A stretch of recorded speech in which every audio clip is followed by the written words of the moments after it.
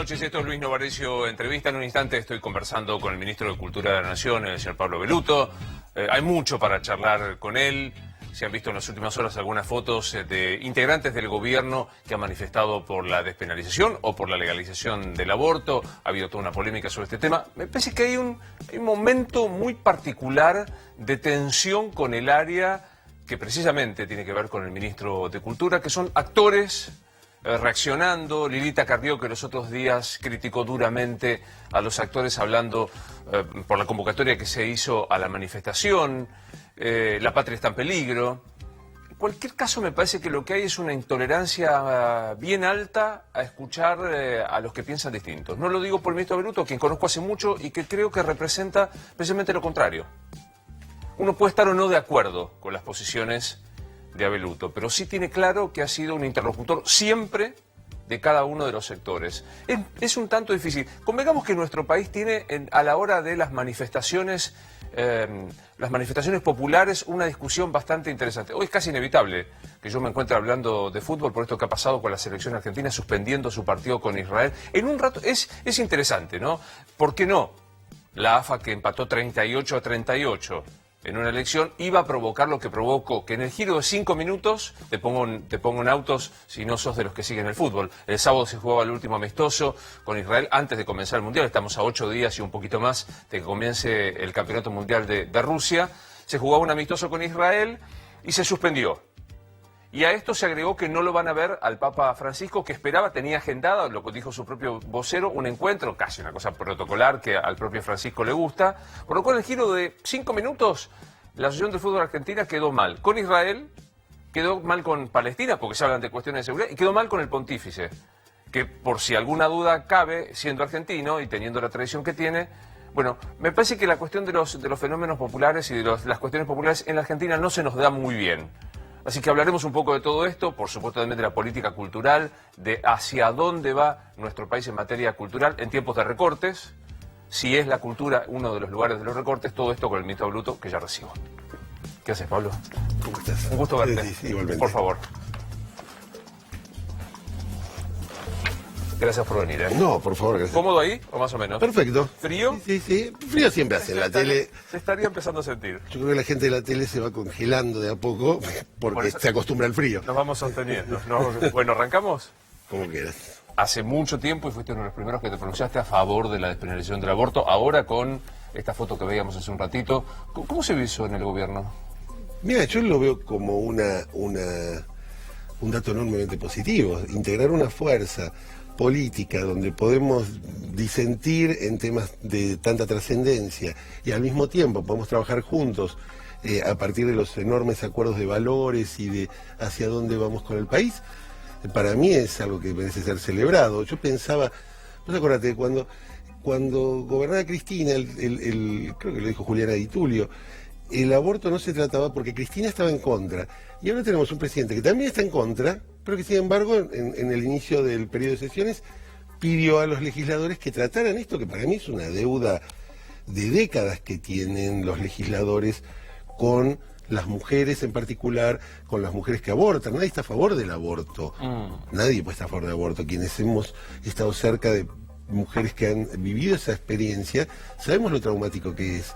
Pero al mismo tiempo, precisamente como los abortos existen y van a seguir existiendo con ley o sin ella, lo que necesitamos es que el Estado les proporcione un marco jurídico, un marco sanitario para que no se mueran, tan simple como eso. No quiero ser indiscreto de ninguna manera, pero como lo dijiste, hemos estado cerca de mujeres, me ha pasado a mí también. ¿Te tocó de cerca la necesidad? No me tocó nunca tomar esa decisión, pero sí he estado con mujeres que han debido tomarla en algún momento de su vida y ninguna te lo cuenta con felicidad esa decisión. Y todo ha sido siempre clandestino, en lugares que no eran del todo seguros, con que uno no sabía cuán seguros podían ser, exponiendo su propia seguridad. Y a mí me parece que tenemos una deuda con esas mujeres, de todas las clases sociales, de todos los rincones del país, que deciden, aún a pesar de lo traumático, ir hacia un aborto, y necesitamos que el Estado, como ocurre en otros países a los cuales admiramos, el Estado tiene la obligación de asistirlas, de generar un marco, una ley que les permita llevar adelante esta práctica y no correr, que su salud corra los menores riesgos posibles. Curiosidad orgánica. No debería preguntarlo porque a mí me pasa exactamente lo mismo. Yo estoy a favor desde siempre. El dueño de esta empresa no está a favor y no pasa nada. Quiero decir, pasa nada. Digo, curiosidad orgánica. El presidente dice no estoy a favor y vas a una marcha. ¿Cómo cae eso? Creo que ni ayer estuve con el presidente y ni a él ni a mí se nos ocurriría cuestionar las posiciones del otro.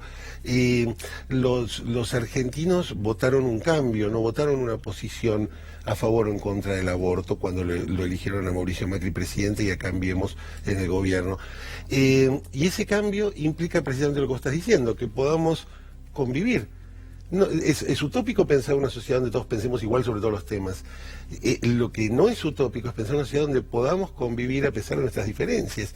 Y convivir en el trabajo, en la familia, convivir con gente que además me aporta. Los que no piensan como yo no son enemigos, son personas que tienen otras ideas y estoy seguro que, como ha pasado con algunos legisladores y probablemente siga pasando, el escuchar las argumentaciones de los otros no es un loop en el vacío.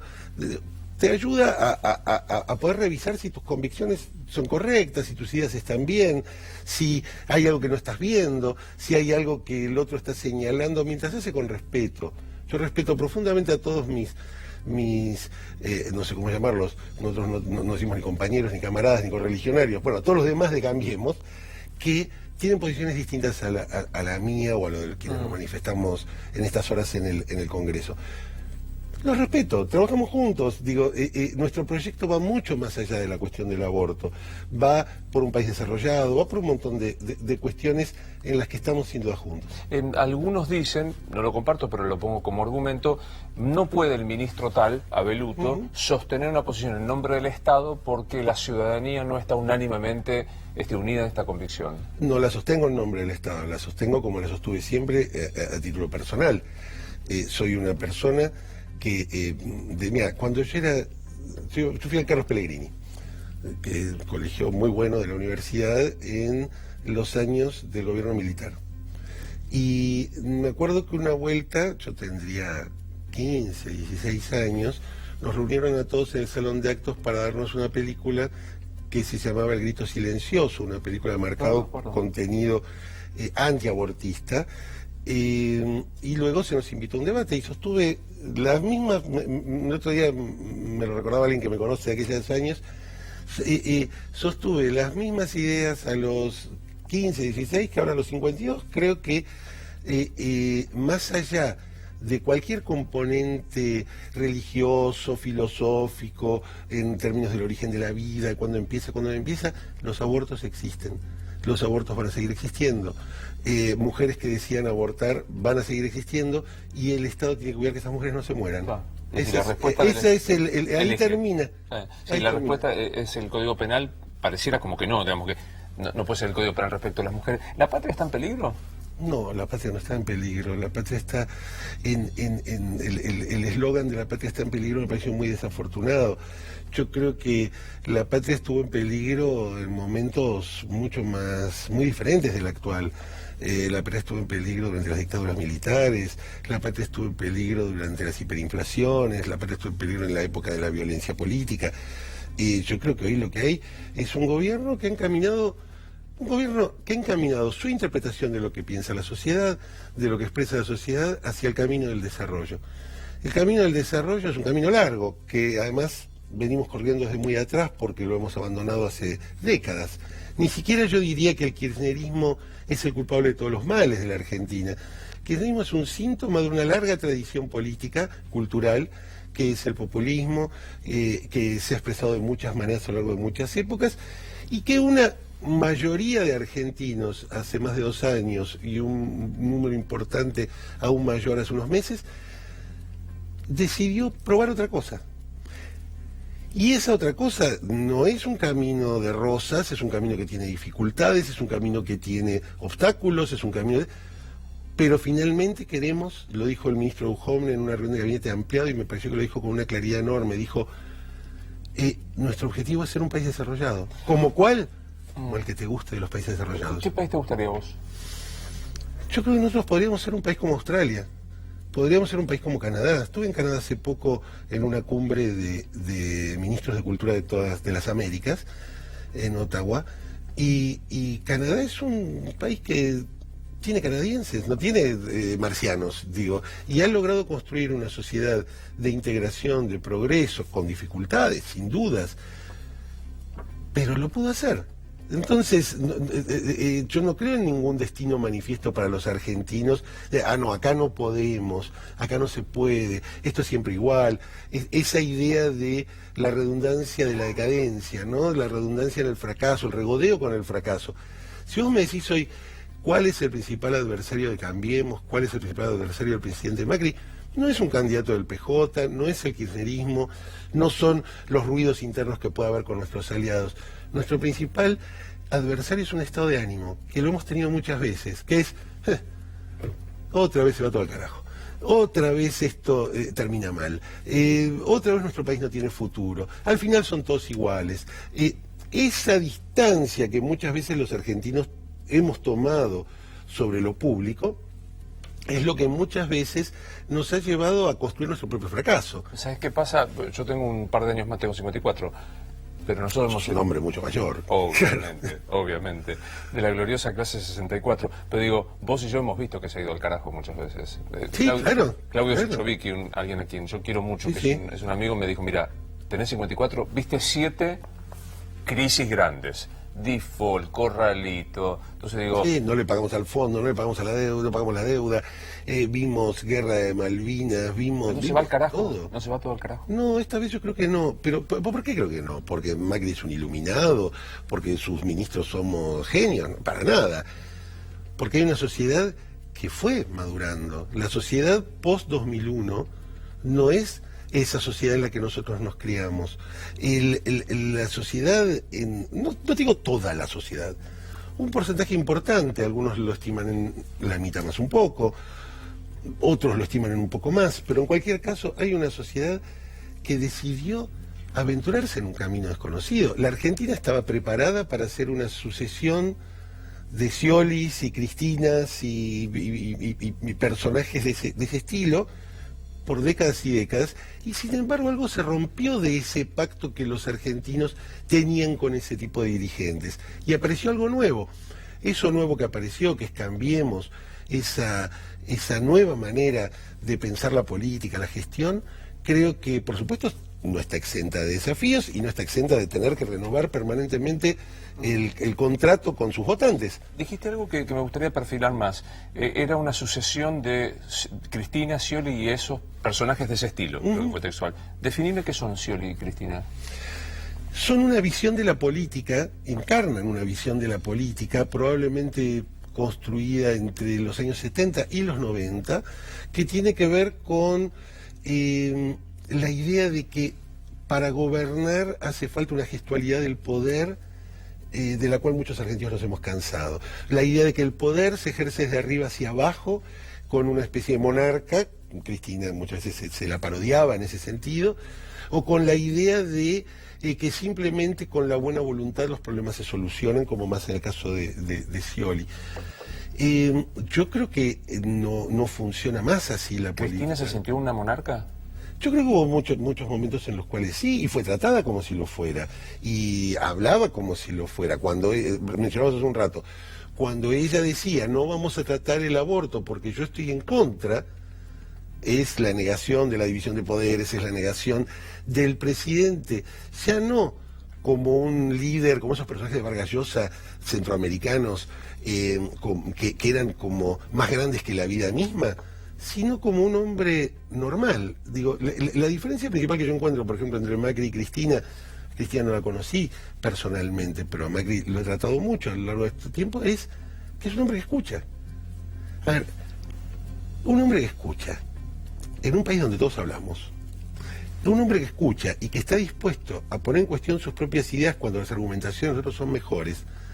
Yo no sé si te lo conté alguna vez, pero mi deslumbramiento con la figura de Macri no fue ni un gran discurso, ni una gran obra, fue una pequeña reunión con integrantes del Club Político Argentino, que es un grupo de intelectuales que yo integro, va a integrar un montón de gente más importante que yo, Graciela Fernández Meijide y Marcos Novaro, Eduardo Levi Yeyati y muchos otros. Un día, todavía Macri era jefe de gobierno, fuimos a verlo para que firmara un documento que dirían los precandidatos presidenciales. Y le preguntó a cada uno de los que habíamos ido en qué andaba, qué hacía. Uno era un economista, el economista le contó que estaba trabajando sobre un proyecto de reforma de la ley de coparticipación federal, donde él decía que a cada provincia se le iba a dar más en su proyecto en función de la cantidad de empleo privado que creara. Subía como una cláusula flexible. Y Macri lo miró y dijo una frase que para mí fue, casi te diría como deslumbrante. Iba a decir, fue su pavada, pero tu idea es mejor que la mía. ¿Me mandás algo escrito? Y le dije, ¿cuándo fue la última vez que yo me escuché a mí decir, tu idea es mejor que la mía? Normalmente uno tiende a dejar que la idea quede, se la apropia, pero reconocer en otro que sus ideas pueden ser mejores que las propias. Un hombre quiere ser presidente. Eso fue para mí una idea. Este tipo es distinto. Ahora, en ese marco, cuando vos decís, hay un presidente que no impone, que escucha, que deja hablar, aparece una figura como la Elisa Carrió, que sale y acusa de golpistas a los actores que salen a hacer una manifestación. Primero, ¿haces tuyo lo que dice Carrió? No, en ese caso no, en otros casos sí. Tengo una profunda admiración por el coraje cívico de Elisa Carrió. Lo ha demostrado a lo largo de todos estos años, desde que la escuchamos por primera vez en la Convención Constituyente del año 94, estamos hablando hace ya casi 25 años que Carrió está en política. Pero no necesariamente que coincido en sus afirmaciones, en todas sus afirmaciones. De todos modos, creo que es una de las patas esenciales de Cambiemos y claramente tiene una sensibilidad muy especial para entender los momentos políticos. A veces no estoy de acuerdo, es decir, no creo que haya habido golpismo en esa marcha, independientemente de que haya dentro de la marcha personas con intenciones estabilizadoras o de impedir que el gobierno de Macri cumpla con su mandato. Pero yo tal vez tengo una visión quizás más ingenua, no lo descarto, pero sí de que me gusta vivir en una democracia donde todos pueden expresar su punto de vista, sea el que sea, a favor, en contra, arriba, abajo, al costado. No creo, tal vez por esos años duros en los que nosotros nos formamos, en el silencio en la política. Es muy interesante decir, los actores, ves dentro, no quiero personalizarlo, pero no tengo más remedio. Digo, aparece un Pablo Echarri, aparece una Julieta Silva, digo, ¿los ves golpistas? No los veo golpistas, los veo desencantados con su propio rol durante tantos años, los veo probablemente perplejos porque esa revolución que ellos creían que estaba ocurriendo estaba en sus cabezas, era una revolución imaginaria, y entonces de pronto se encuentran que la mayoría de la sociedad vota candidatos que no piensan como ellos, o que su sector es claramente minoritario, y entiendo que la pasen mal, sobre todo porque el kirchnerismo había invitado en gran medida a un acto de fe. Es decir, había que creer que esas cosas que se decían estaban pasando, y la verdad es que la evidencia, el trabajo de los periodistas, el trabajo de la justicia fueron mostrando que había mucho cartón pintado en torno a lo que era el relato oficial del kirchnerismo acerca de sí mismo. Hay algo muy interesante que vos decís, que creo que también nosotros tenemos los periodistas que ver, que a veces transformamos a la política como un acto religioso. ¿Le crees a Macri? Sí. ¿Le crees? Digo, no es una cuestión de que con la justicia pasa mucho, siempre digo lo mismo, la justicia no es un acto de fe, es un procedimiento de probanza para demostrar la culpabilidad, presumiendo la inocencia. Más de ello que fuiste a la facultad pero digo, de Derecho. Yo digo, me parece muy interesante. Le dirías, por poner el ejemplo bien gráfico de alguien que lo veo muy a la cabeza de esto, le dirías a Pablo, a Echarri, te veo desencantado por una revolución que en el fondo era imaginaria. Sí, claro. Sí, no lo he charlado con él, pero lo he charlado con otros actores o gente que ha estado vinculada al kirchnerismo. A ver, la pasión y la política siempre van de la mano. El problema es que uno tiene que tener como la sensibilidad de darse cuenta cuando la pasión te puede llegar a meter la pata. Digo, yo entiendo el apasionamiento político, entiendo esos discursos épicos que el kirchnerismo planteaba y que a veces algunos de los nuestros, los que decían a Cambiemos, parecen extrañar, como si tuvieran una suerte de síndrome de Estocolmo, de que el presidente debería hablar por cadena nacional. A ver, estamos construyendo otro tipo de país. Lo estamos construyendo entre todos. Un país donde el presidente acierta o se equivoca, corrige, escucha, cambia, piensa, reflexiona, se junta con unos, se junta con otros. Un país donde la idea de que el presidente es el depositario de todo el saber, de todo el poder, esa especie de Julio César democrático, quedó en el siglo XX. Esos líderes de la generación de Perón, de Stalin, de Roosevelt, Mao, que parecían semidioses prácticamente, hoy son seres humanos como vos y como yo y como quienes nos están mirando, con las fortalezas y las debilidades de los seres humanos. ¿Es una decisión comunicacional que no use la cadena oficial el presidente? Yo creo que nos curamos de espanto, digo, esa era casi vivido como una intromisión del gobierno que parecía no encontrar otro modo de comunicar lo que hacía que no fuera con esos largos monólogos de la presidenta a la tardecita, a la hora del crepúsculo. A mí hay una decisión de que el presidente se comunica por muchas vías con la gente. Primero, a través de conferencias de prensa. Recordemos que después, a través de las entrevistas, a través de sus voceros, a través de las redes sociales, a través de muchas herramientas para comunicarse sin, ¿cómo se llama?, sin molestar a la gente que está a la hora de la cena, preparando, haciendo la tarea con los chicos, como si todos los días estuviéramos por declarar la guerra a alguien. La cadena nacional es para acontecimientos de una trascendencia. Está en la ley. Hay que leer la ley. ¿Dice para qué? Exactamente, claro, la ley dice graves o extraordinarias. No pueden pasarte graves y extraordinarias toda la semana. No, claro.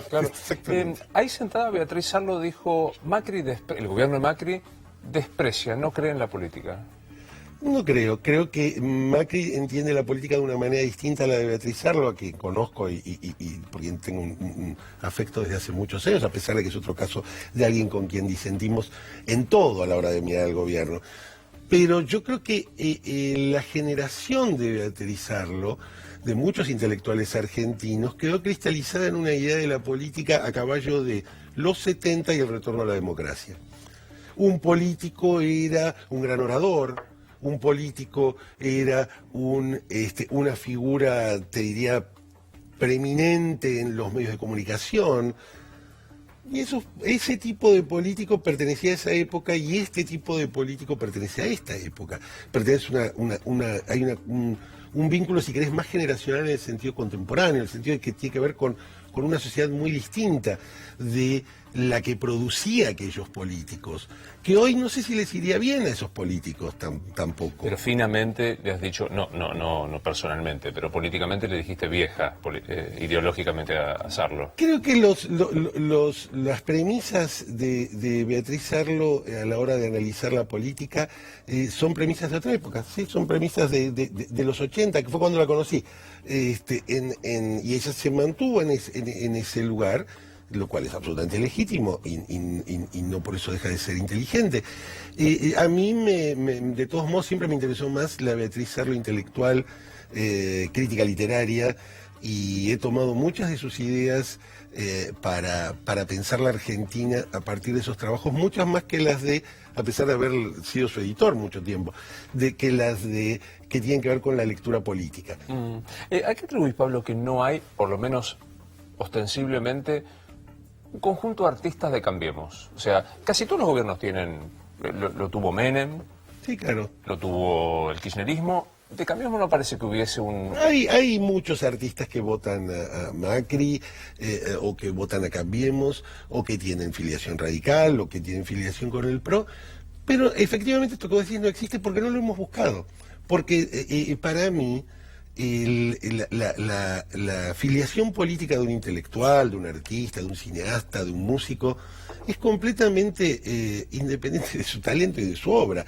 Yo no hago política cultural como hacía el kirchnerismo con los suyos o con los míos, entre muchas comillas, porque tal cosa como los míos no existe, o los nuestros. Es decir, yo siento un profundo respeto por los artistas, los intelectuales y todos los que se dedican al mundo de la creación, pero no me parece que sus posiciones políticas sean más relevantes que las de un técnico de televisión, un taxista, una maestra, un profesional. Digo, son ciudadanos como cualquier otro, con todo el derecho del mundo a manifestar su opinión. Un artista comunista, kirchnerista, macrista, radical, conservador, no es mejor artista por eso. Digo, entonces, leo a muchos autores con cuyas ideas no comparto, escucho música de músicos que a lo mejor votan otra cosa que yo, veo películas de tipos que a lo mejor no les gusta este gobierno, y también me he sorprendido con muchos, porque no ha sido una totalidad, que sí, que votan a Cambiemos, que tienen críticas, que tienen elogios, que apoyan, que a veces están más cerca, a veces están más lejos. En el club político argentino que te mencionaba es claramente un reflejo de eso. Sí, claro. No es el carta abierta de Macri, es un lugar donde hay gente que piensa libremente y discute, y una de las cosas que a mí me gusta es cuando van funcionarios del gobierno a debatir allí, que son debates bien descarnados, claro, y bien abiertos. Me sirve como título: llego a casa, dice Abeluto, llego a casa y pongo Teresa Parodi, miro los viejos tapes de 678. Miro 678. No hago eso, pero sí, mira, hay una máxima. Vos sabés que yo vengo del mundo editorial, del mundo de la publicación, claro, de libros, y una vieja máxima que me enseñó mi primer jefe y que yo le tengo, me la anoté siempre, es: nunca confundas tu biblioteca con tu catálogo. Es decir, nunca confundas los libros que publicás con los libros que vos querés leer, porque no siempre se superponen. Del mismo modo, ahora fuimos a Colombia. Fuimos el país invitado a la Feria Internacional del Libro de Bogotá, una feria muy grande, similar a la feria nuestra en Buenos Aires. Y el otro día en Twitter alguien me criticaba porque había llevado a un escritor que se llama Sergio Holguín, que es un muy buen novelista. Gran escritor. Gran escritor, y que, no sé, creo que no es macrista. Porque además tampoco se los pregunto, porque además me parece ofensiva la pregunta. Imagínate que vos, para hacer un trabajo, te preguntan: ¿pero vos a quién votás? Eso ocurría en la época de los militares, que te preguntaban la religión, la idea. Obvio. Entonces, una ciudad está enojada porque, y el ministro Beluto lo lleva a Bogotá, pero yo porque es un buen escritor. Después, de paso, lean La fragilidad de los cuerpos y después me cuentan, novela, por ejemplo. Exactamente. Pero digo, está funcionando también esta cosa de filtro ideológico de parte del PRO. Hay como una intolerancia de los que acompañan, digo, Carrió diciéndole golpista, Fernando Iglesias denostando a todo el mundo. ¿No notás que también hay un sector, yo creo, de la familia, para llamarlo de algún modo, que tiene una suerte de una alarma muy sensible, digamos, un umbral muy sensible para encontrar golpistas, conspiradores, etcétera, que ojalá, digo, no tengan razón, digo, pero en cualquier caso creo que no son del todo, son representativos de ese sector, de una parte de nuestro electorado, una parte a veces muy intensa, muy ruidosa en las redes sociales, pero que no necesariamente representa en su totalidad el cambio de época que nosotros estamos transitando. Esa es la pregunta ingenua, porque es de respuesta, imagino cuál va a ser tu respuesta. ¿Cómo funcionan los trolls de Cambiemos? No, que yo sepa, no hay trolls de Cambiemos, nunca me topé con ninguno. Hay yo veo reacciones, pero creo que, de vuelta, acá el ingenuo soy yo, creo que son personas. Digo, si hay campañas o cosas orquestadas, o lo que sea, hasta ahora no he visto ninguna prueba, ninguna evidencia, y por supuesto que confío y creo, y lo he hablado con Marcos Peña muchas veces, nosotros no hacemos eso. No lo hacemos, no tenemos trolls, no tenemos estas cosas que armaba Aníbal Fernández, ¿te acordás que hacía con los muchachos de la Cámpora? Digo, ¿no hay Anita Montanaro? No hay Anita Montanaro, ¿seguro? No hay voceros, no los conozco, no me los he encontrado. Cada seguidor que tengo en Twitter me ha seguido por sus propios medios, bloqueo a todo el que insulta, por lo tanto no tengo no tengo ninguna cosa, y además no creo que serviría para absolutamente nada. Cuando desde el Estado, ya sea con los medios tradicionales audiovisuales o con los medios nuevos que vienen del mundo de las redes sociales, hay una intención de vamos a inclinar la cancha para este lado, terminan en papelones majestuosos, digo, entonces no lo hacemos. Mencionaste no es competencia tuya directa porque es Hernán Lombardi, los medios públicos, pero me gustaría tu opinión como ministro de Cultura. Claramente tenía una posesión el kirchnerismo con Canal 7, yo creo que Sí. autocrático, tenemos, Sí. de nuestro, 678 fue mostrado como el modo de poner un pensamiento que no se veía en los medios hegemónicos, era persecutorio, o sea, Totalmente. pero era esto. ¿Hoy qué es Canal 7? ¿Qué es cultura? Mirado ministro de Cultura, ¿qué es? Bueno, lo hablo mucho con Hernán, somos amigos además, y Hernán lo que está construyendo, por supuesto no sin esfuerzo, porque es una estructura, yo diría, vetusta en términos organizativos, institucionales, pero en lo que él está tratando de construir un canal plural, que no compita con la televisión comercial, que no compita con el cable, que lleve el servicio de televisión pública, no gubernamental, a los lugares donde nos llega, que intenta, en una situación de limitación de recursos, producir contenidos atractivos para su público. Acaba de anunciar Contar, que es la gran plataforma para que podamos poner la producción audiovisual argentina que fue financiada durante tantos años y que hoy está en cajones, en archivos. Digo, yo creo que es un trabajo enorme el que tiene por delante y que creo que cada pequeña victoria que va teniendo, digo, no está exenta de enormes dificultades. Pero es algo interesante que no había, por lo menos yo no lo había escuchado. La medida de lo que se quiere hacer con Canal 7 no es el rating, no es competir. No, pero es que, a ver, normalmente cuando el Estado quiere competirle al sector privado en su terreno, le sale más caro y termina no cumpliendo la función para la cual fue creada. La televisión pública, el viejo Canal 7, no fue creado para ganarle a Tinelli o a Mirta Legrand o a La Nata, a pesar de que lo ha intentado durante muchas gestiones en muchos años con resultados desastrosos normalmente, sino que tiene una función de llevar los contenidos que la televisión comercial a veces no tiene, los contenidos que interesan en el interior del país, que a veces son soslayados desde la gran capital. Digo, yo creo que esa es una política, y creo que esa política amplia y plural que Hernán está llevando a cabo, no solo en la televisión pública, sino también en Radio Nacional, al menos no puede ser cuestionada por propaganda partidaria, como era lo que recién señalábamos antes, no puede ser cuestionada desde una perspectiva de derroche de recursos, no puede ser, al contrario, tiene una enorme dificultad porque el nivel de deterioro de las estructuras laborales en esos lugares y los niveles de protección que no tienen otros trabajadores de la televisión argentina han sido excesivos.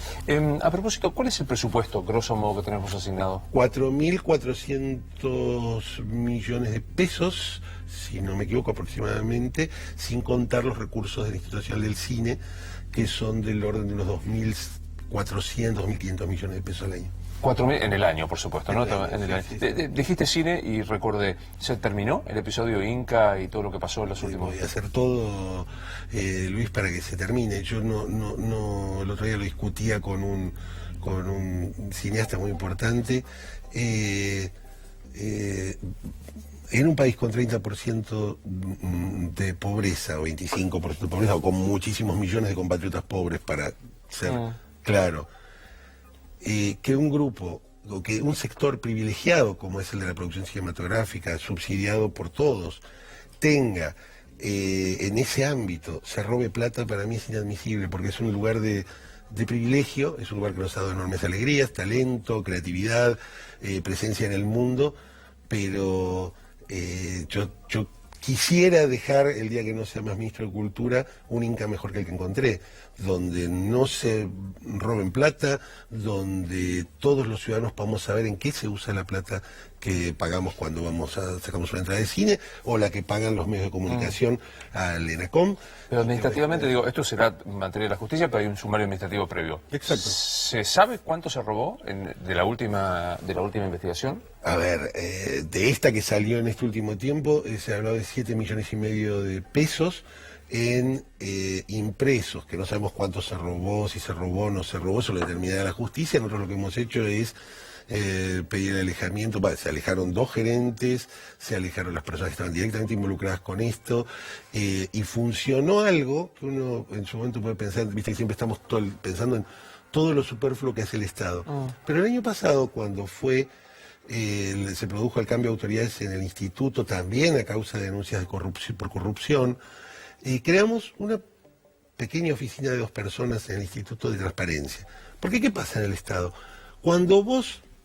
Las auditorías funcionan cuando las cosas ya pasaron. Sí. Y nosotros necesitamos que la auditoría funcione en tiempo real. Necesitamos que alguien esté tomando muestras todo el tiempo de los procesos de compra, de los procesos de otorgamiento de créditos, de los procesos de otorgamiento de subsidios, de las rendiciones de eso, para poder actuar en el momento y no tener que esperar un año que salga el informe de auditoría y ver qué acciones se toman.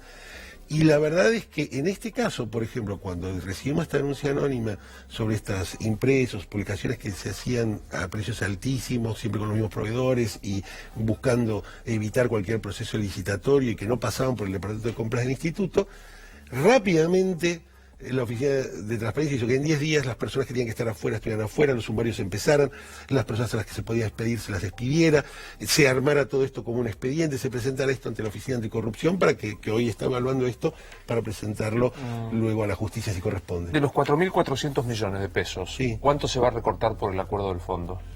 No lo sé, ojalá lo supiera.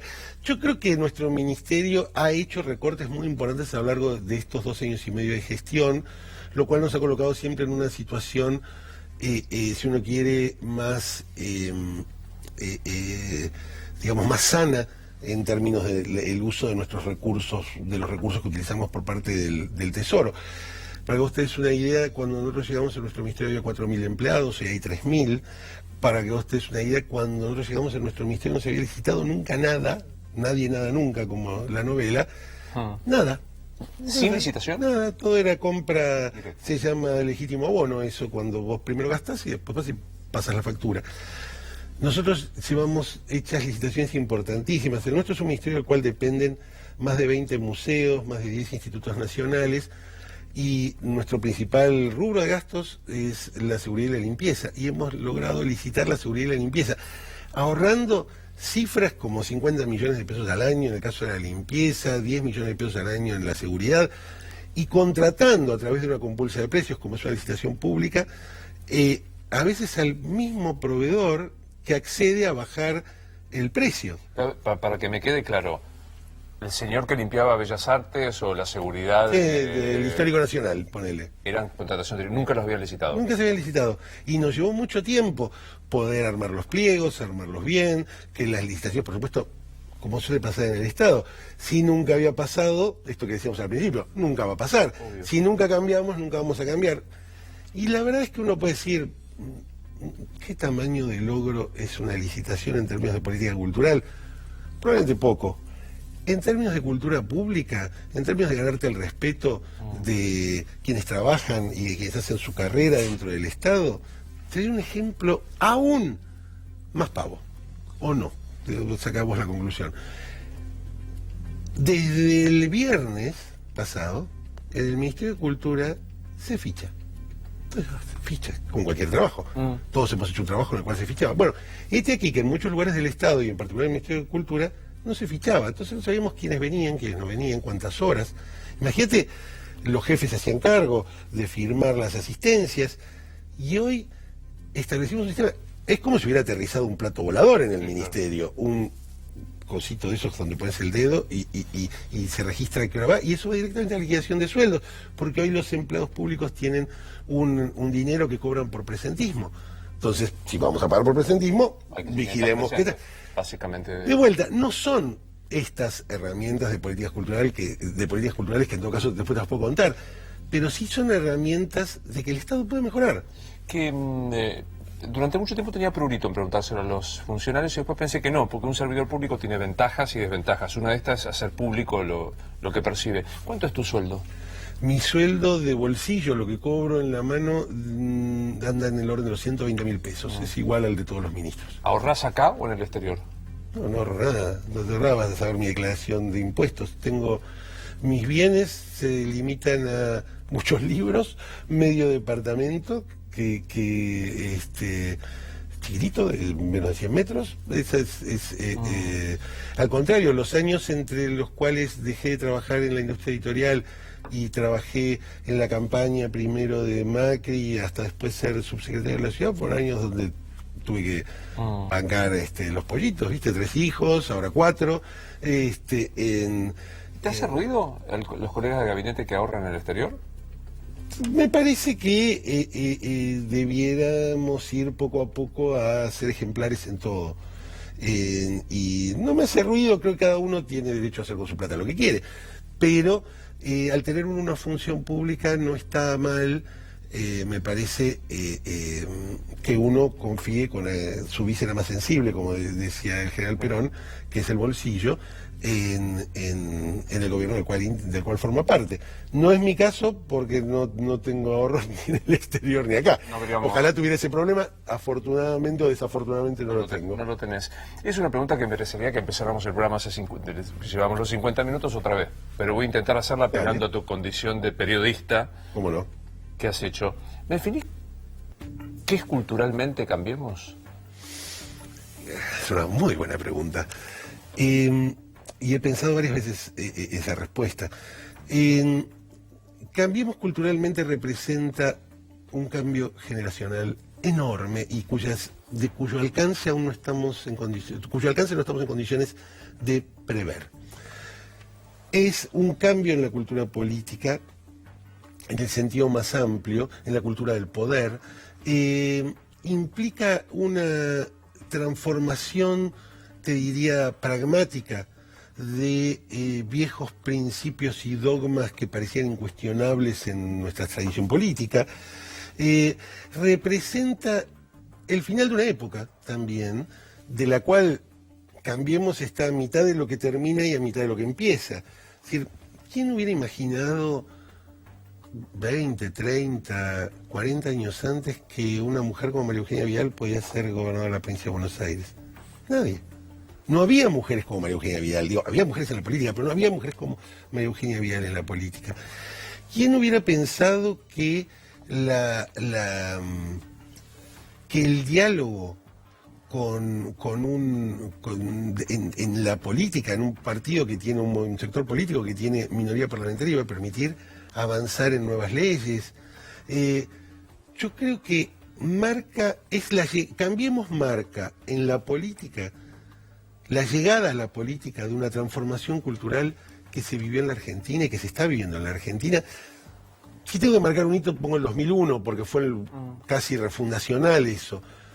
Pero que tiene que ver con este siglo.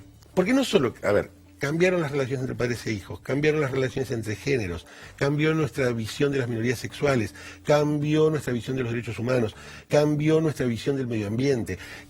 Estamos cambiando permanentemente y venimos cambiando nuestra manera de ver. Cambió la tecnología, cambió los medios de comunicación, cambió la manera de cuidar nuestros propios cuerpos. ¿Cómo no iba a cambiar la política? ¿Cómo no iba a llegar eso en algún momento al Estado? Entonces, la capacidad de Cambiemos, con la capacidad de Macri, con la capacidad de quienes lo rodean, fue la de escuchar, así como Alfonsín en el 83 también fue un desvío, que escuchó que la sociedad argentina, después del trauma de Malvinas, había quedado harta de esa especie de zona gris en la que cierto sindicalismo peronista se mezclaba con los intereses de los militares. Cambiemos, ya desde la ciudad, el PRO, de alianza con los radicales y con la coalición cívica, escuchó que había una demanda en la sociedad. Había algo que la política no le estaba dando y que expresaba transformaciones culturales muy profundas de la sociedad. Y que esta que nos falta es la que vos mencionabas al principio, cómo convivimos con los que piensan diferente. Nada menos. ¿Que nos morimos y qué pasa? Nos morimos y ahí termina. Yo no soy creyente en cosas que pasan después, pero respeto a quienes las creen. Tengo una visión más bien científica, biológica de la vida.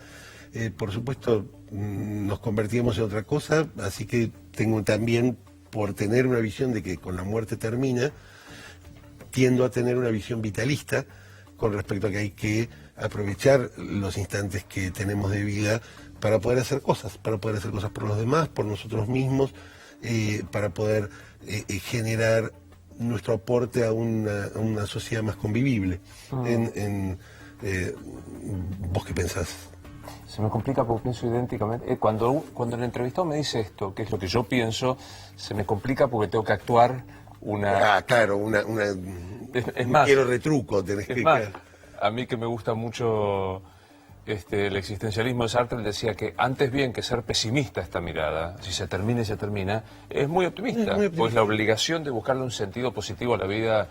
Totalmente, quienes hemos sufrido, como en tu caso, en el mío, la pérdida de seres queridos, en esos últimos tiempos sentimos siempre, en el caso mío, mi papá o tu mamá, digo, sentimos siempre esa necesidad de aprovecharlos, ¿no? Porque siguen estando con nosotros, digo, y yo a veces digo, si mi viejo, mira, mi papá era hijo único de madre soltera en los años 30, no era fácil. Apenas pude ir hasta segundo grado. Con mucha dificultad terminó la primaria, hizo la secundaria de grande, era un extraordinario lector y un extraordinario melómano, pero no había podido estudiar. Y como yo digo, si me viera... Y su mamá trabajaba de planchadora en las grandes palacetes que rodean al Ministerio de Cultura, en la Avenida Alvear. Entonces, cuando yo digo, pues, si mi abuela me viera, si me viera mi viejo... que soy ministro de Cultura, a mí que con esfuerzo me mandaron a la escuela pública y me hicieron orgullo y tengo como conversaciones con mis muertos, digo, como pues, seguramente las tenés vos y las tienen todos.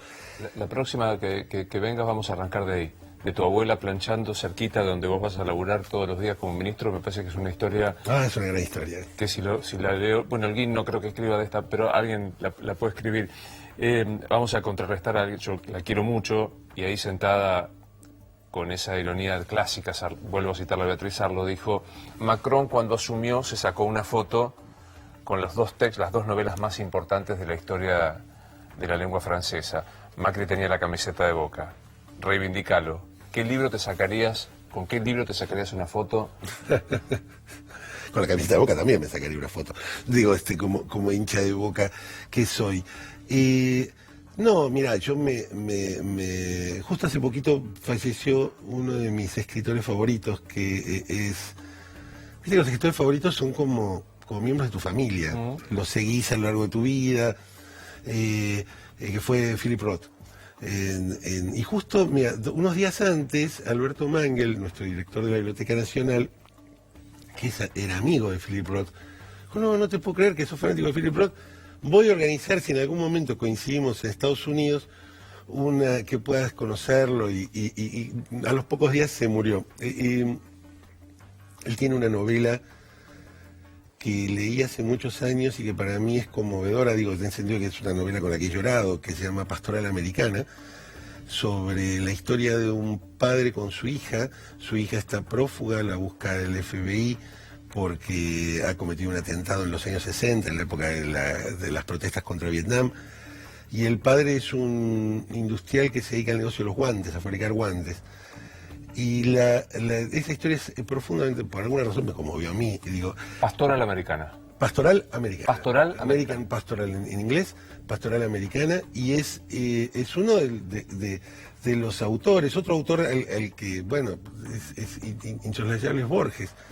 Digo, yo todavía hoy, cuando no sé dónde va una coma, pienso si Borges dónde la pone, es como el manual de uso de la lengua. Entonces, va punto y coma, va punto seguido. ¿Sabes qué? Coincidiste con Sarlo, que dijo exactamente lo mismo. No, yo a Beatriz la quiero, aunque ella no quiera el gobierno que yo formo parte, es una persona que ha estado muy presente en mi vida y que ha tenido ideas muy, muy inteligentes muchas veces. Creo que este fenómeno de Cambiemos, y se lo he dicho a ella, se le escapa generacionalmente. A veces ella me ha dicho: pero vos pensás que yo estoy vieja. No, pienso que necesitas abrir tu cabeza a entender que la política ya no es como era antes. Lo que es que es mejor, es peor, no lo sé, pero lo que seguramente es distinta y expresa mejor nuestro tiempo. Lo seguimos la próxima. Gracias, pero claro, gracias por venir. Gracias a vos, Luis, como siempre. Esto es Luis Novarecio Entrevista. Hasta mañana.